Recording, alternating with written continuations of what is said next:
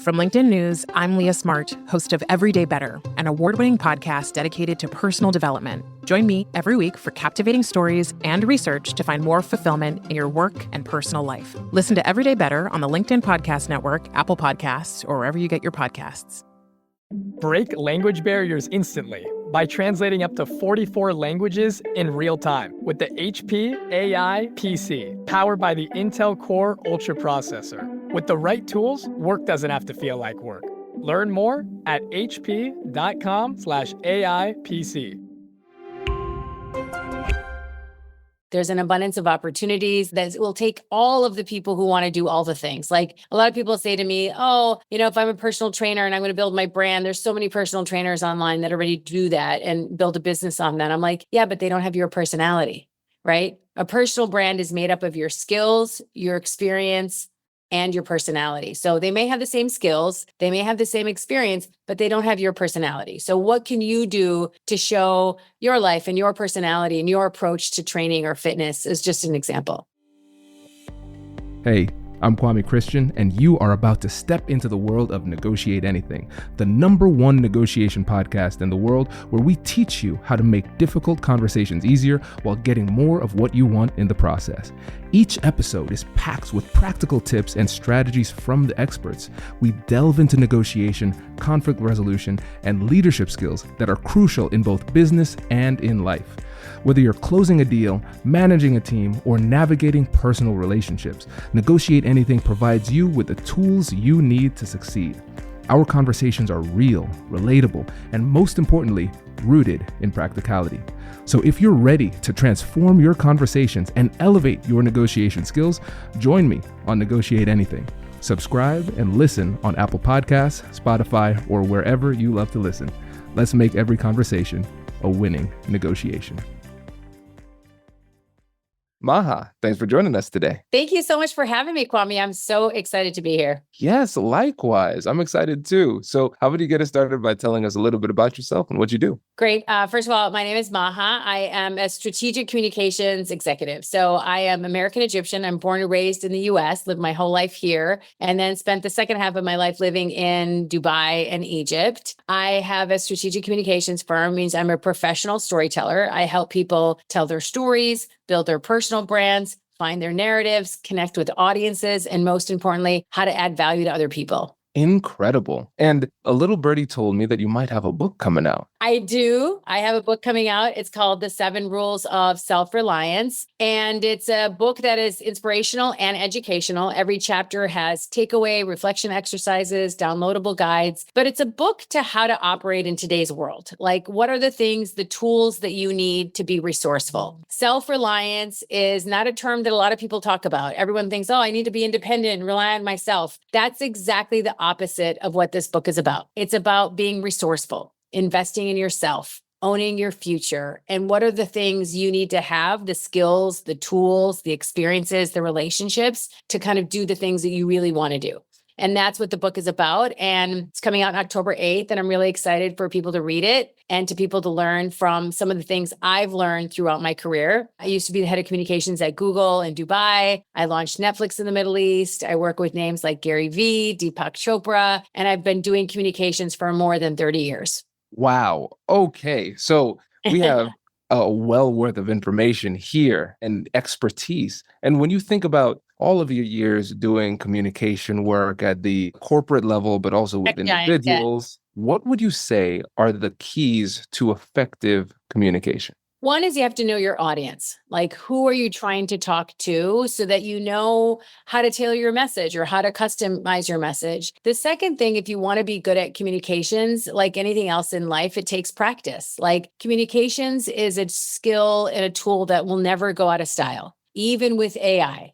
Even with all the trends that are happening in business where people are working remotely and hybrid, you got to be good at storytelling. You got to be good at connecting with audiences, and you have to be really, really good at communications. I think the other thing is you got to be consistent, like how you show up, be intentional, be authentic, be a communicator that really is consistent in what you talk about or what you're passionate about or your style. I think those are a couple of really few good tips to begin with.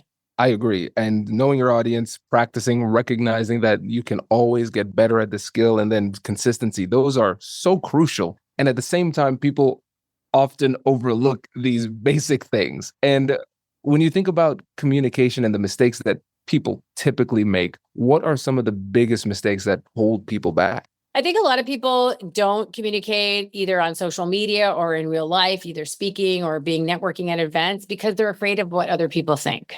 And isn't that a terrible way to live? It's like you don't want to dip your toe in the water because you're afraid you'll be judged. You'll be afraid of people saying, who does she think she is? So my advice to you is to do it. You get one life. Life is too short. You got to try things. You got to taste things. There is an abundance in this world. There's an abundance of opportunities that will take all of the people who want to do all the things. Like a lot of people say to me, oh, if I'm a personal trainer and I'm going to build my brand, there's so many personal trainers online that are ready to do that and build a business on that. I'm like, yeah, but they don't have your personality, right? A personal brand is made up of your skills, your experience, and your personality. So they may have the same skills, they may have the same experience, but they don't have your personality. So what can you do to show your life and your personality and your approach to training or fitness is just an example. It's a perfect example. And it's so funny to me, or interesting, just how much of the challenges that people face in life come down to fear. Because the way that you're breaking this down, we can recognize that it is possible for us to improve our communication skills, but we often don't take that step because of that fear. And so for the people who are saying, all right, Maha, I'm feeling inspired now, but I'm still scared. But what advice do you have for them for overcoming that fear of communication?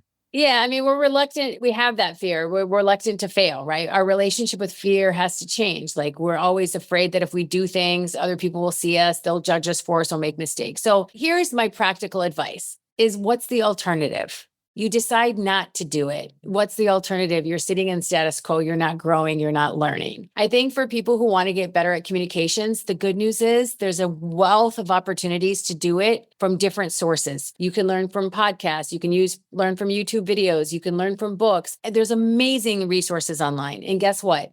It's free. It's free. Like the internet is free. We live in a world where abundance of information is available at your fingertips to learn anything, and it's available for free. The other thing is I learn a lot from people. So never underestimate. You can read from reading books. You can learn from reading books or learn from podcasts or from going to YouTube. But you can also learn from other people, from their experiences, from their businesses, from how did they get their first starts, to some of the things that they're good at in communications that you want to learn from. And I think people often overlook learning from people.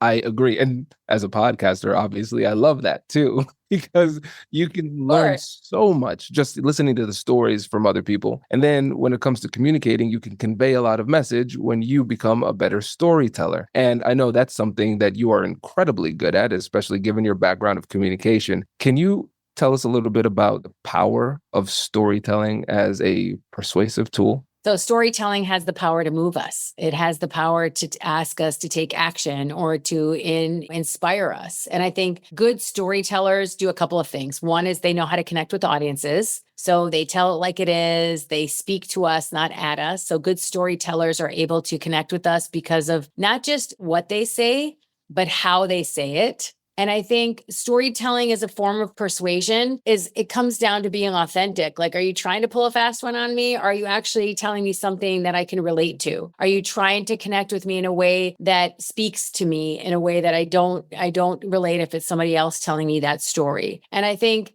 think of something that you see on social media, a story, a post, something. What makes you share it on your feed or with your friends through a direct message? It moves you. It moves you. It either was funny, it was emotional, it was shocking. It was some kind of story that moved an emotion in you. And I think when you're trying to tell a story, you want that. Another thing is you want a story that is what we call snackable. So snackable means easy to digest, something that's easy to understand. So don't talk to me in complexities and jargon. Like I want to real talk. I want to know what it is or how it works. And just before we got on this call, we were talking about in the pandemic about how broadcasters were broadcasting in their kitchens and their dog would walk through the scene or a kid would be running in the background. That was authentic. We got to see them, who they are. And I think people connected with that. I agree 100%. And I love this point on authenticity too, because in society, we talk about it. I think we pay it lip service, but we don't fully appreciate what it really means to be authentic. Because sometimes people, when they're given that advice, hey, be authentic, they don't even know who they Know what are that means? anymore. Yeah. Yeah. I mean, the biggest way for you to build your personal brand or to be an effective communicator is to be you, right? If you have to be this online persona or fake it till you make it, that's not going to be something you can sustain. So when we talk about authenticity, that's what we're talking about. Like, be you. Be who you are naturally, consistently with your friends or with your colleagues at work, because that's the person I want to see. So on my social media, for example, I do a ton of communications advice, free tips and tricks, but I also show my authentic self, crazy in, travel schedule, or my dog who happens to be snoring during the show right now. I don't know if everyone can hear it, but like, it's authentic. It's real life. It's what's happening. And so I really want people to understand that you don't have to be polished. You don't have to be produced. You can just create content with your phone. You don't want to be on camera, write a note, take a picture of that and post it. You can build your personal brand and tell stories. Not everyone wants to do it on social media. And that's cool. You need to build your brand, or what I call your reputation, offline just as much as you do online. So how do you treat the barista? How do you treat your colleagues? How do you treat your partners? How do you treat your suppliers? How do you treat your employees? How do you treat your team members? That's having a good reputation and telling good stories. Hello, my friends. Before we get back to today's episode, I want to ask you a question. Have you ever wondered how to elevate your team's negotiation game and how you can help the folks on your team have better, difficult conversations? At the American Negotiation Institute, we offer transformative keynotes and workshops tailored to empower professionals with top-tier negotiation and conflict resolution skills. Whether it's a keynote for your next event or hands-on training for your team, we've got you covered. Don't just negotiate. Master the art with the American Negotiation Institute. Click the link in the description to find out more. Elevate, negotiate, and succeed.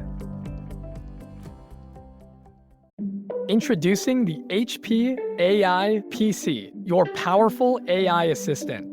Easily search through personal files, gain valuable insights, and make smarter, more informed business decisions. Unlock the future of work today with the HP AI PC, powered by the Intel Core Ultra processor. With the right tools, work doesn't have to feel like work. Learn more at hp.com/AIPC.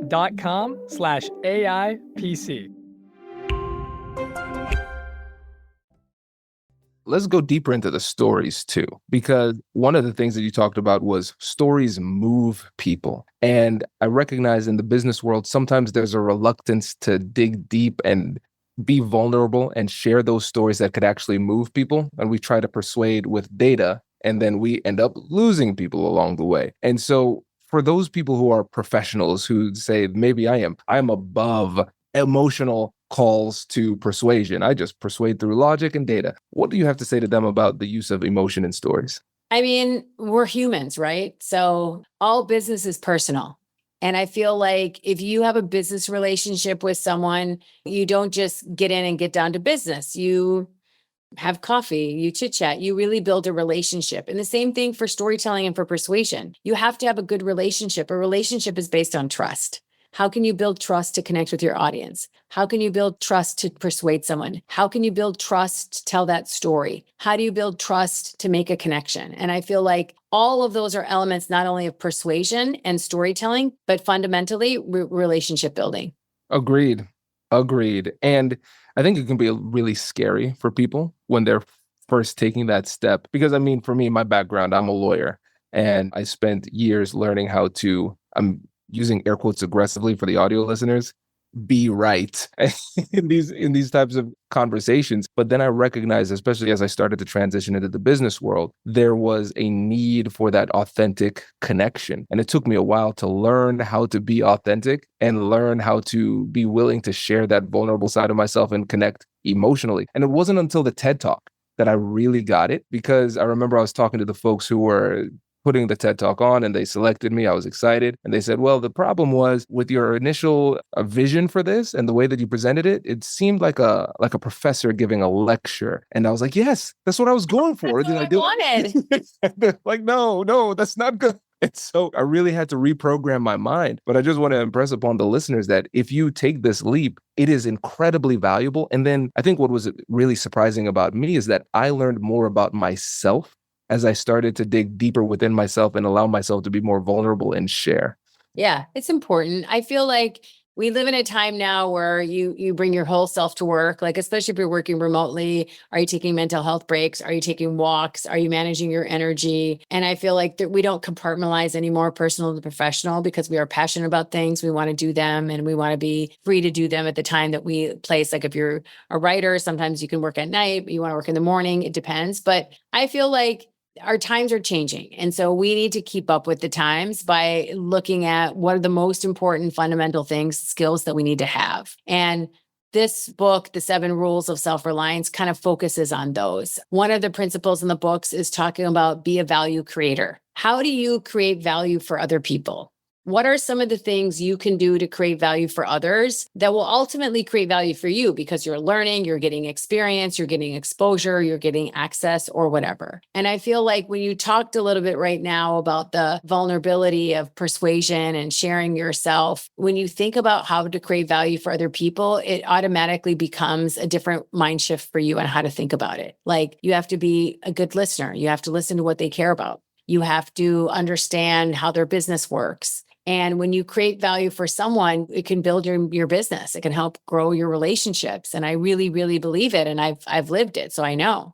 Absolutely. And I think when it comes to value creation, a lot of times we go in there centered on ourselves, focused on ourselves, and we don't focus on value creation for others. We focus Other on how we people. can extract value from Yeah. others. Yeah, I mean, I tell a story about how I worked for Gary Vee for almost a year. I was like, I want to show him what I do.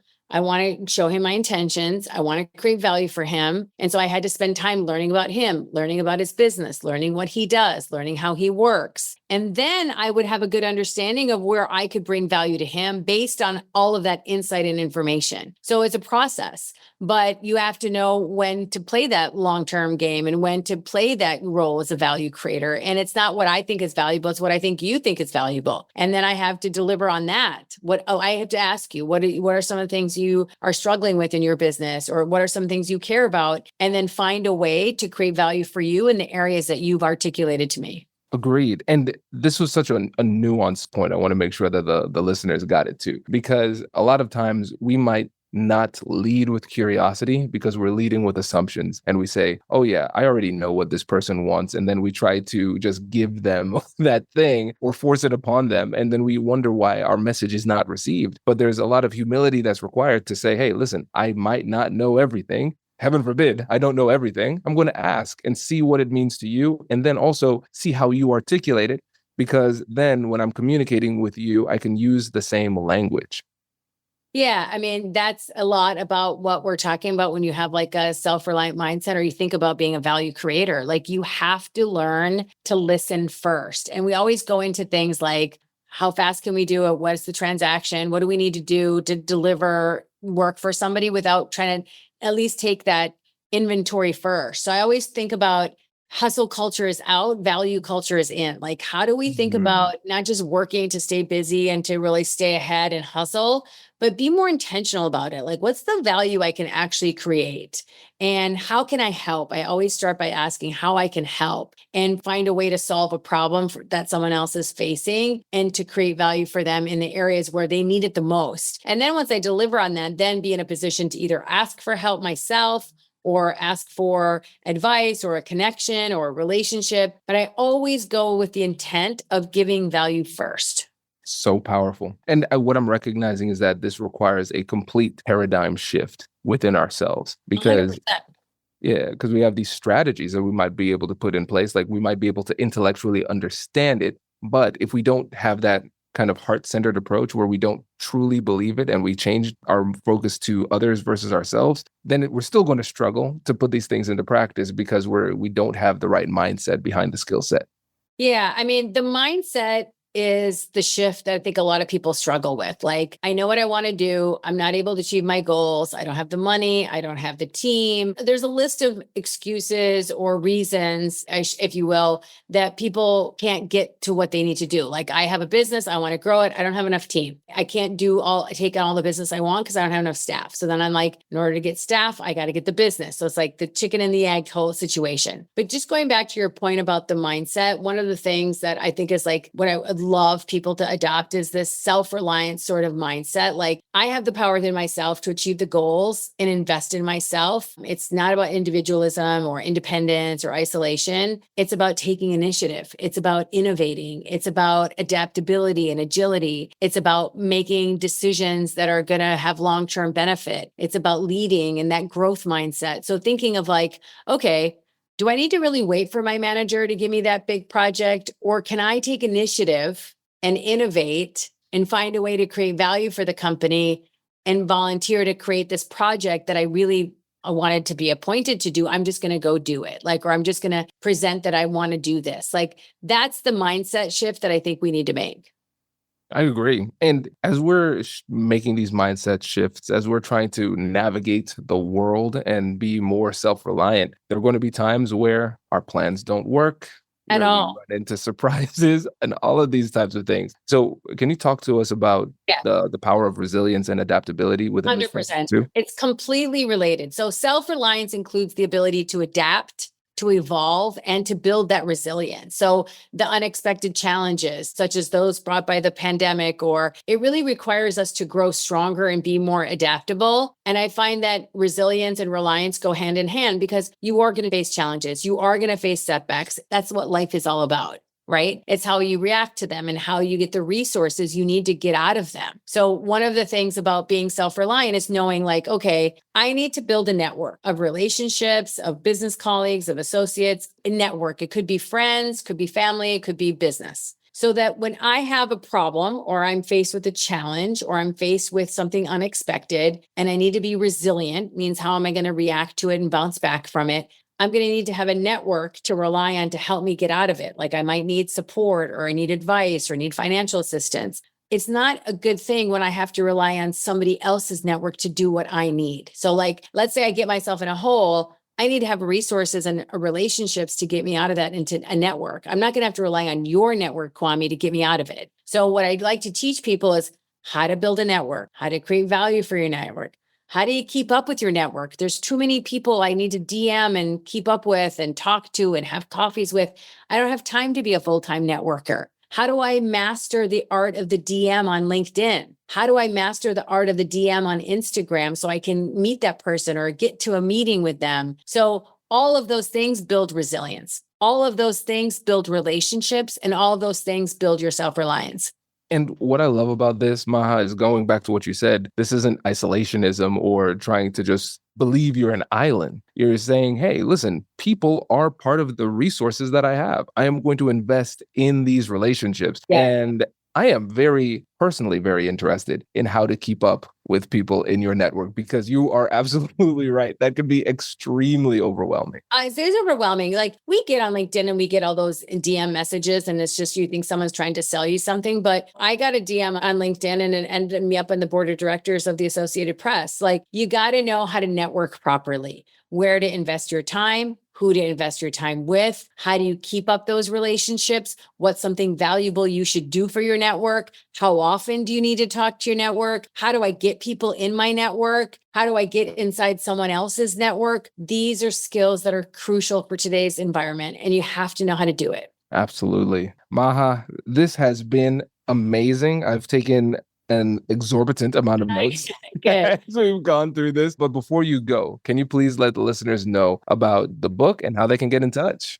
The book is available on Amazon, at Barnes & Noble, at Target, wherever you get your books. And you can follow me on Instagram at Maha Gabber, Mahagabber, and join my Facebook group. I share lots of tips. I do lots of free webinars and workshops, and that's called 7 Rules. It's on Facebook. Amazing. Maha, thank you so much for joining us. Thank you. Really It's a pleasure. I'm going to start networking with you now. Yes. I'm going to bring you to my network and then we're going to network. I love it. No, this is so good. Thank So you so good. much. Practical tips, lots of advice. Get your copy today. Yes. Thank you. Wait. Now, before you sign off, I have something to tell you that I've never told you before. Just kidding. I've told you before, but you should listen to it again. I want you to know about Negotiate Anything Premium. Imagine all of the things that you love about our traditional feed, plus so much more. I know you like our traditional feed because you're at the end of the episode. And with Negotiate Anything Premium, you'll get more bonus content you've been asking for, more of the expert insights that you can't get anywhere else, and more exclusive behind-the-scenes access into every conversation. Are you ready to get more of what you want out of your life, career, and every conversation? With Negotiate Anything Premium, you'll have access to more high-level, custom-designed content and insights, giving you the tools you need to negotiate higher salaries, better deals, and better relationships in your life and career. Once I had a listener share that Negotiate Anything helped her to negotiate a $53,000 raise. Could this be you? What would that mean for your life? I've seen firsthand the impact this model has had on my life and the lives of my corporate clients, and I am confident that it can do the same for you. Are you ready to negotiate more of the best things in life? Click the link in the show notes to learn more. I'll catch you later.